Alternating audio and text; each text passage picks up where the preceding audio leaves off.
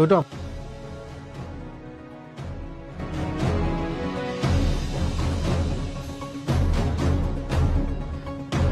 বাহিবাদক দীপক শৰ্মাৰ নশ্বৰ দেহ মঙ্গলবাৰে পুৱাই চেন্নাইৰ পৰা প্ৰেৰণ কৰা হ'ব আন্তঃৰাষ্ট্ৰীয় বাহিবাদক দীপক শৰ্মাৰ নশ্বৰ দেহ মঙ্গলবাৰে পুৱাই গুৱাহাটী পাবহি চেন্নাইৰ পৰা প্ৰেৰণ কৰা হ'ব গুৱাহাটীলৈ পুৱা 5 বজাৰ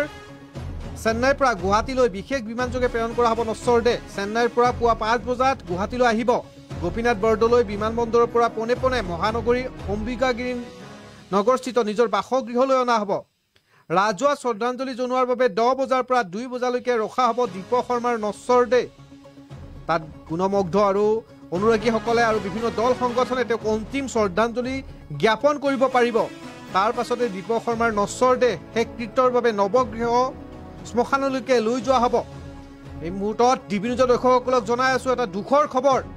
আন্তঃৰাষ্ট্ৰীয় বাহিবাদক দীপক শৰ্মাৰ নশ্বৰ দেহ মঙ্গলবাৰে পুৱাই চেন্নাইৰ পৰা প্ৰেৰণ কৰা হ'ব যেহেতুকে চেন্নাইত তেখেতৰ চিকিৎসাধীন অৱস্থাতে মৃত্যু হ'ল আৰু পুৱা 5 বজাত চেন্নাইৰ পৰা গুৱাহাটীত বিশেষ বিমানযোগে প্ৰেৰণ কৰা হ'ব নশ্বৰ দেহ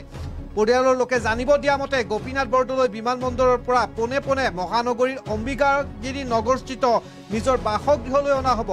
বাসগৃহত শেষকৃত্য কৰণীয়খিনি কৰাৰ পাছতেই ৰাজহুৱা শ্ৰদ্ধাঞ্জলি জনোৱাৰ উদ্দেশ্যে অম্বিকাগিৰি নগৰৰ সেউজ সংঘৰ বাকৰিত পুৱা 10 বজাৰ পৰা 2 বজালৈকে ৰখা হ'ব দীপক শৰ্মাৰ নশ্বৰ দেহ আৰু গুণমুগ্ধ তথা দল সংগঠন লোকসকলে অন্তিম শ্ৰদ্ধাঞ্জলি জ্ঞাপন কৰিব পাৰিব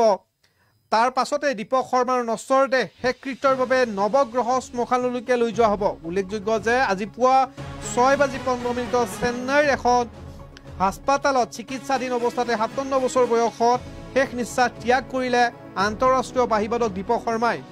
যকৃতৰ জটিল ৰোগত আক্ৰান্ত হৈ চেন্নাইত চিকিৎসাধীন হৈ আছিল বাহিবাদকগৰাকী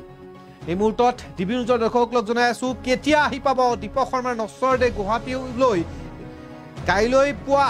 চেন্নাইৰ পৰা গুৱাহাটীলৈ এক বিশেষ বিমানযোগে আহি পাব আৰু পৰিয়ালৰ লোকে জানিব দিয়া অনুসৰি গোপীনাথ বৰদলৈ বিমানবন্দৰৰ পৰা পোনে পোনে মহানগৰীৰ অম্বিকাগিৰি নগৰস্থিত নিজৰ বাসগৃহলৈকে লৈ অহা হ'ব আন্তঃৰাষ্ট্ৰীয় বাহিবাদক দীপক শৰ্মাৰ নশ্বৰ দেহ হেৰবাহী তোক বৰ ভাল পাওঁ দেহি বুলি ইয়াৰ উপৰিও আলফুল 2 হাতেৰে যি বাঁহীৰ সুৰ তুলিছিল দীপক শৰ্মা আন্তঃৰাষ্ট্ৰীয় বাহিবাদক দীপক শৰ্মা আৰু আমাৰ মাজত নাই তেখেতৰ বাসগৃহতে শেষ কৰণীয়খিনি কৰোৱাৰ পিছত ৰাজহুৱা শ্ৰদ্ধাঞ্জলি জনোৱাৰ উদ্দেশ্যেই অম্বিকাগিৰি নগৰৰ সেউজ সংঘৰ বাকৰিত পুৱা 10 বজাৰ পৰা 2 বজালৈকে ৰখা হ'ব দীপক শৰ্মাৰ নশ্বৰ দেহ তাতে গুণমুগ্ধ তথা দল সংগঠনে অন্তিম শ্ৰদ্ধাঞ্জলি জ্ঞাপন কৰিব পাৰিব তাৰ পাছতেই দীপক শৰ্মাৰ নশ্বৰ দেহ শেষকৃত্যৰ বাবে লৈ যোৱা হ'ব নৱগ্ৰহৰ শ্মশানলৈকে ইতিমধ্যে ৰাজ্যৰ মুখ্যমন্ত্ৰী ডক্টৰ হিমন্ত বিশ্ব শৰ্মাই জনোৱা অনুসৰি সম্পূৰ্ণৰূপে ৰাজ্যিক মৰ্যাদাৰে সমাপন কৰা হ'ব শিল্পীগৰাকীৰ নশ্বৰ শেষকৃত্য অনুষ্ঠান পুনৰ জনাইছো ডিবি নিউজৰ দৰ্শকসকলক আন্তঃৰাষ্ট্ৰীয় বাহিবাদক দীপক শৰ্মা আৰু আমাৰ মাজত নাই বাহিটোকে হাতত লৈ বিশ্বৰ ভিন্ন স্থানলৈকে গৈ বাহিক আন্তঃৰাষ্ট্ৰীয় পৰ্যায়ত চিনাকি কৰি দি অসমৰ লগতে বিশ্বক অসমক চিনাকি কৰি দিয়া অন্যতম আন্তঃৰাষ্ট্ৰীয় খ্যাতিসম্পন্ন শিল্পী আছিল বাহিবাদক দীপক শৰ্মা আৰু এতিয়া সেই বিশিষ্ট বাহিবাদকগৰাকী আমাৰ মাজত নাই চেন্নাইত শেষ নিশ্বাস ত্যাগ কৰিলে অসমৰ বিশিষ্ট বাহিবাদক দীপক শৰ্মা বিগত মাহ সংকটজনক অৱস্থাত চিকিৎসালয়ত ভৰ্তি কৰা হৈছিল তেওঁক অসমৰ সাংস্কৃতিক জগতখনৰ পৰা সৰি পৰিল অন্যতম এটা ভটাতৰা বুলি ক'ব পাৰি সুৰৰ যাদুৰে সকলোকে মহাচন্ন কৰি ৰখা দীপক শৰ্মা আৰু আমাৰ মাজত নাই পুৱতি নিশা 6:15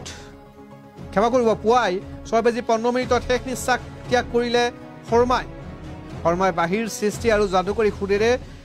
এক পৰিচয় দিছিল অসমক বিশ্বত শৰ্মাৰ মৃত্যুৰ খবৰে শকত ভাঙি পৰিছে ৰাজ্যবাসীয়ে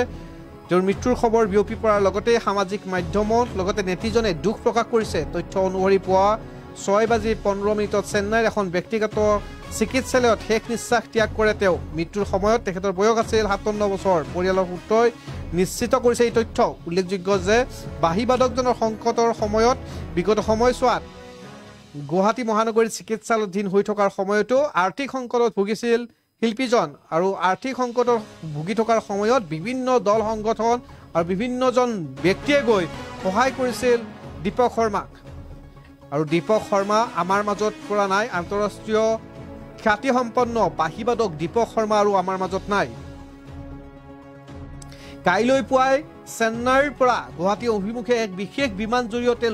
লৈ অহা হ'ব দীপক শৰ্মাৰ নশ্বৰ দেহ আৰু ইয়াৰ পাছতেই অম্বিকাগিৰিৰ বাসগৃহত ৰখা হ'ব দীপক শৰ্মাৰ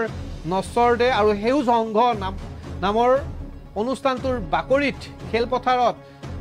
ৰখা হ'ব তেখেতৰ নশ্বৰ দেহ আৰু তাত বিভিন্ন ধৰণৰ দল সংগঠন আৰু বিভিন্নজন ব্যক্তিয়ে শেষবাৰৰ বাবে শ্ৰদ্ধাঞ্জলি জ্ঞাপন কৰিব পাৰিব শৰ্মাক